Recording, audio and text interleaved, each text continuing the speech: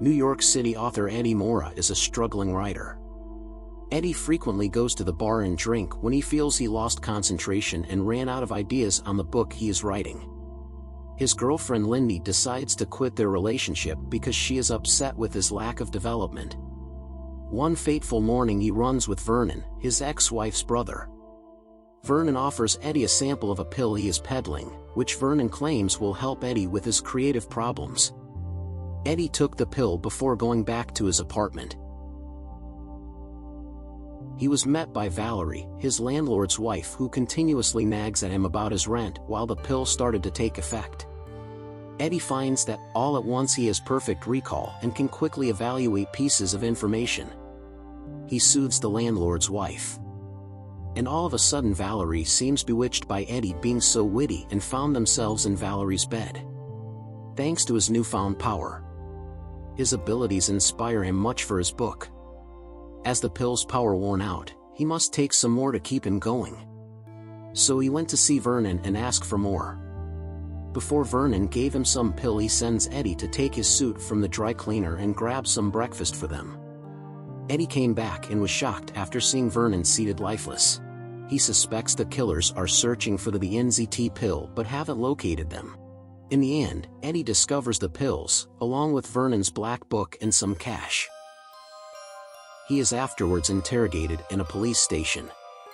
When he got home, he took in the pill in increased dosage and went out for a stroll.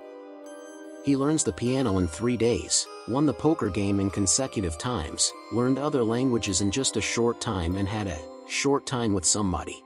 He can talk things to the Wall Street boys. He quickly made a lot of rich friends. Suddenly he knew everything about everything.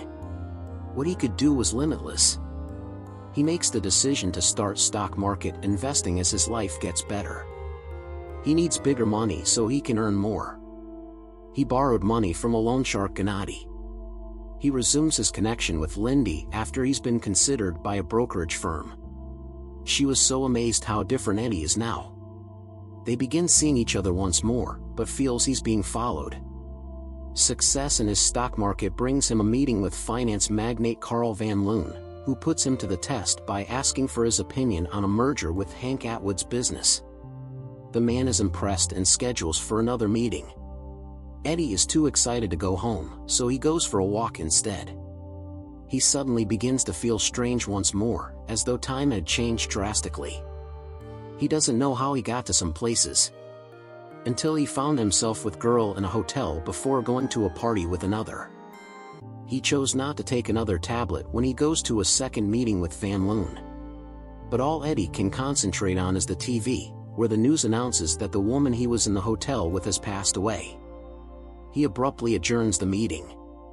Eddie starts calling the persons on the list after recalling Vernon's black book. Every single person on the list is either deceased or gravely ill. The man in tan coat who followed him is seated next to him on the bench is the owner of the final number he dials. Eddie continues to deteriorate when he returns home, where the loan shark is waiting. He grabs the final tablet and swallows it.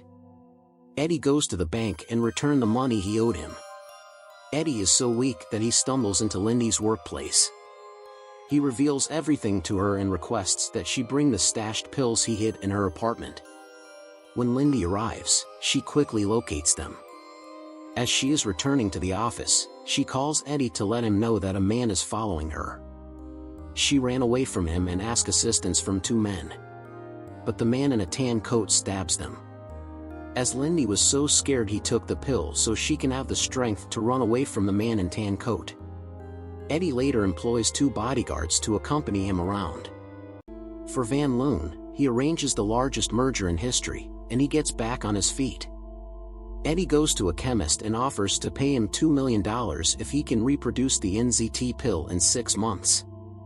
A detective informs him that he has been implicated of the death of a woman in a hotel.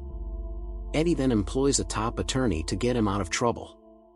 After the meeting of Van Loon and Atwood, Eddie noticed that Atwood is somewhat ill.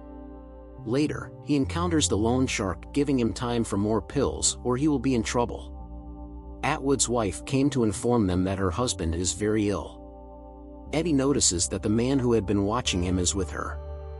Eddie is presented for a police lineup, and he thanks God he was not picked out. He goes back to the Van Loon office, where the staff is watching the news about the merger. Eddie realizes that he needs to take another tablet but is unable to locate his supply. He suspects his lawyer took his stash. The loan sharks sent Eddie a package containing his bodyguard's severed fingers for making them wait for so long. He exits quickly and returns to his apartment. Moments later, Gennady and his goons is at Eddie's doorstep trying to break through. Eddie frantically searches for another tablet while trying to recall where he could have placed it. When he finally does, he manages to drop it just as the loan shark barges into his flat. He uses the medicine dissolved in a solution and administered into a vein while his goons seize Eddie and sit him down. While torturing Eddie for the information, he shoots up and orders his minions to uncover Eddie's stash. Eddie stabs Gennady as he leans down, but the thugs are too busy trying to unlock his safe to hear. He murders him, then consumes his blood to obtain a heroin fix. He is aware of how to repel the thugs because it works. First he kills one of them, then the other. Atwood passes away in the hospital during this time. When Eddie arrives, the man who followed him is spotted sitting down next to him. As his boss is already gone, he helped him recover his pills in his lawyer's apartment. Eddie has a book out and is vying for the Senate a year later. In his office, Van Loon informs him that he is aware of the substance. He explains to him that he closed his lab that morning and offers to provide him with the drug in the future in exchange for his cooperation and work. Eddie declines to work with Van Loon. Eddie informs him that he has discovered how to alter the medicine and how to stop using it while maintaining all of its beneficial effects. He has perfect vision and is unstoppable. Van Loon is sent on his way after Eddie rejects the notion of working with him. Eddie then went to a restaurant where Lindy is waiting for him.